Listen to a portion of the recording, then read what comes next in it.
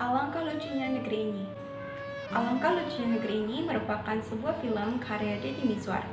Film ini berkisahkan tentang problematika penting atau tidaknya pendidikan di Indonesia. Sesuai dengan judulnya, film ini menggambarkan tentang kondisi Indonesia yang sangat lucu, di mana lulusan sarjana susah mencari kerja, dukun dan peramal dipercaya, kerja asongan dilarang, namun diberi kerja juga tidak. Pendidikan penting atau tidak? Seperti itulah situasi pendidikan yang digambarkan dalam tayangan film Alangkah Lucunya Negeri Ini. Masih abu-abu, sebagian yakin, ada yang acuh, dan hasilnya ragu. Pendidikan dianggap penting karena dapat membantu membangun karakter generasi muda. Namun, di sisi lain, pendidikan dianggap tidak penting karena kelak tidak menjamin apakah dapat pekerjaan atau tidak.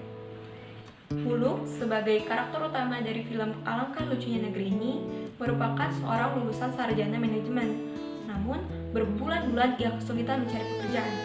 Di sisi lain, ada Samsul, yaitu seorang lulusan sarjana pendidikan, namun berakhir menjadi pengangguran dan hanya mengandalkan pekerjaan serabutan. Contoh lain dijelaskan oleh karakter bernama Haji Sarbini, yaitu ada lulusan SD, namun ia berhasil membuka usaha kecil-kecilan, bahkan berhasil pergi ke Mekah. Jadi wajar saja jika dalam film tersebut terjadi perbedaan persepsi mengenai penting atau tidaknya pendidikan. Pada film Alangkah Lucunya Negeri Ini juga mengisahkan tentang kehidupan para pencopet. Mirisnya lagi, para pencopet ini merupakan anak-anak muda yang kelaknya akan menjadi penerus bangsa. Mereka hidup dalam ketidakjelasan, yang penting uang di tangan, sementara masa depan belakangan. Muluk bekerja sama dengan bos pencopet untuk mensosialisasikan tentang cara agar bagaimana uang yang didapat dari hasil mencopet dapat diputarkan dengan cara ditabung, serta kemudian dijadikan modal untuk kelak berjualan sehingga anak-anak bisa berhenti mencopet. Sejak saat itu, seluruh uang hasil mencopet pun dikumpulkan kepada Muluk. Lalu setelah tabungan hasil dari mencopet telah terkumpul, Muluk mengambilnya sedikit untuk modal anak-anak menjadi seorang pengasong, yang kelak Muluk berharap akan berkembang menjadi sebuah toko yang besar. Tentu hal tersebut ditentang oleh anak-anak karena mereka tidak mau pendapatan mereka berkurang. Kemudian Muluk merekrut seorang temannya yang bernama Samsul sebagai sarjana pendidikan untuk mengajarkan pendidikan dasar bagi anak-anak tersebut yang dengan banyak tantangan ia harus hadapi kembali. Dilihat dari segi profesionalitas, cara guru mengajar dalam film ini sudah cukup profesional. Meski dengan keterbatasan seperti sarana prasarana yang tidak memadai, mereka harus mengajar di sebuah tempat yang bisa dibilang tidak layak. Kemudian dengan gaji mereka dari hasil yang tidak layak pula karena anak-anak yang mereka ajari merupakan para pencopet. Dan meski tanpa sebuah acuan pembelajaran seperti kurikulum ataupun silabus, namun mereka mencari cara bagaimana agar murid-murid mereka tetap memahami materi yang mereka ajarkan. Dari yang paling dasar yaitu perbaikan moral serta akhlak para murid dengan menanamkan nilai-nilai agama serta Pancasila, yang kemudian mereka mendapatkan banyak sekali tantangan seperti watak para murid yang sudah keras karena kehidupan di jalanan mereka juga keras, tetapi para guru ini tidak serta-merta menyerah dalam mengajarkan hal-hal yang baik karena mereka ingin sekali anak-anak ini mendapatkan masa depan yang lebih cerah, juga bisa berguna bagi bangsa dan negara mereka. Setelah sebelumnya Muluk mengajak temannya yang bernama Samsul untuk mengajarkan pendidikan kepada kumpulan pencopet, Muluk kembali mengajak temannya yaitu Pipip untuk mengajarkan ilmu agama ke pencopet.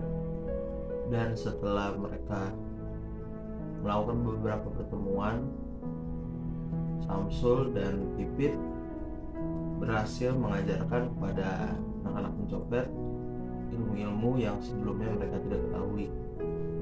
Lalu pendidikan itu seharusnya seperti apa sih? Menurut saya film ini lumayan menjawab pertanyaan itu, karena pendidikan itu seharusnya rata untuk semua kalangan, untuk semua umat manusia. Dari film ini juga sedikit mengkritik pemerintah kalau setiap manusia harus mendapatkan pendidikan yang layak.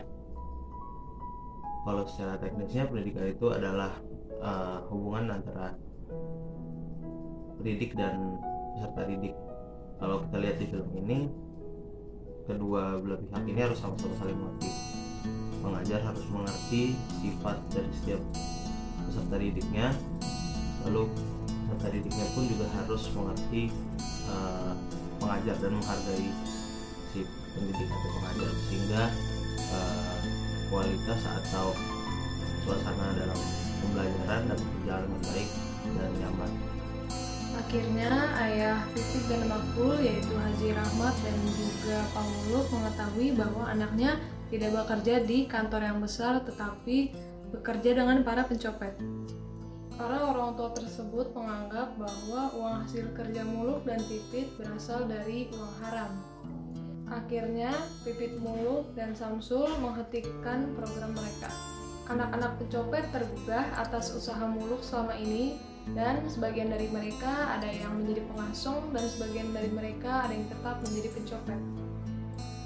Anak-anak yang memutuskan menjadi pengasong, mereka pun harus berlari dan bersembunyi dari pamong praja jalanan. Muluk yang melihat anak-anak tersebut dikejar oleh pamong praja, dia pun marah-marah dan berkata kepada pamong praja, "Tangkap saya! Ada apa nih? Ada apa nih? Mereka hanya mencari rezeki yang halal, dan hanya itu yang mereka bisa. Ini aturan, gak boleh mengemis dan mengasong, ganggu lalu lintas, tahu? Kalian terganggu dengan pengemis dan pengasong, tapi gak terganggu dengan ulah para koruptor yang memiskinkan kalian. Kan koruptor gak ganggu lalu lintas. Seharusnya kalian tangkap para koruptor yang sudah memiskinkan negeri ini, memiskinkan kalian. Bukan tugas kita, memang bukan tugas kalian. Tapi paling tidak punya rasa belas kasihan. Mereka hanya mencari rezeki yang halal. Biarin mereka yang miskin mencari rezeki yang halal." Lalu akhirnya Muluk pun ditangkap oleh petugas. Solusi konkret terkait dengan perbaikan di dunia pendidikan. Tingkat pendidikan yang masih kurang merata, banyak dari mereka yang masih buta huruf dan juga karena faktor kemiskinan, dan mereka juga sudah lama tinggal di jalanan dan mereka menganggap bahwa pendidikan itu bukanlah suatu hal yang penting. Sebagai bangsa Indonesia yang berlandaskan asas Pancasila, seharusnya kita lebih menerapkan asas Pancasila tersebut, dan karena kita juga masih kurang dalam pengaplikasiannya. Moral bangsa yang kurang menurun merupakan salah satu dampak dari kurangnya memahami nilai-nilai yang terkandung dalam Pancasila dan juga Undang-Undang 1945. Seharusnya sudah merupakan suatu kewajiban bagi kita bangsa Indonesia menjadikan Pancasila dan juga Undang-Undang 1945 sebagai pedoman bernegara kita agar terciptanya keadilan sosial bagi seluruh rakyat Indonesia. Pendidikan merupakan salah satu kunci utama dalam menciptakan kehidupan masyarakat yang berkarakter. Namun, dalam menciptakan kehidupan tersebut, perlu adanya dukungan dan keseriusan dari semua pihak, baik dari pihak pemerintah, pihak tenaga pendidik dan tenaga pendidikan, maupun masyarakat itu sendiri. Ketidakadilan, kesenjangan, dan kemiskinan dalam kehidupan bukanlah salah pendidikan, bukan juga menandakan tidak perlunya pendidikan. Namun hal ini diakibatkan karena ketidakmerataan pendidikan, juga pembangunan pendidikan yang dinomorduakan.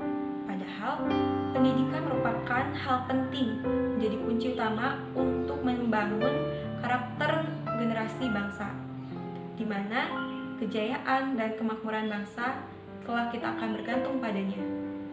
Sekian dari kelompok kami, semoga tayangan ini dapat memberikan manfaat untuk kita semua dan juga dapat memotivasi kita untuk serius dalam menciptakan lingkungan pendidikan yang mampu menciptakan generasi bangsa yang berkarakter. Sekian dan terima kasih.